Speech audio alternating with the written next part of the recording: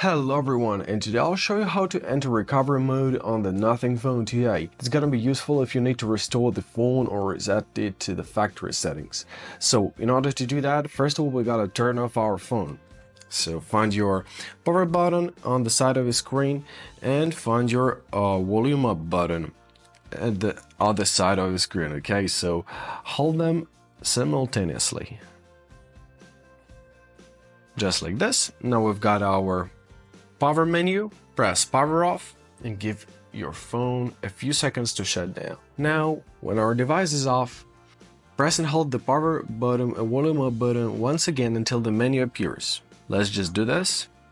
Got our little vibration and now our menu appeared. Use volume up button to navigate and volume button to make a choice, okay? So now let's navigate to recovery mode. It's at the very top, right? And confirm our choice by pressing volume down. Now it's in recovery mode. Press volume down one more time. Give it a few seconds to work.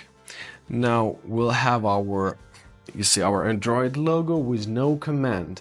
To continue, simply hold the power button and press the volume button one more time. Just like this.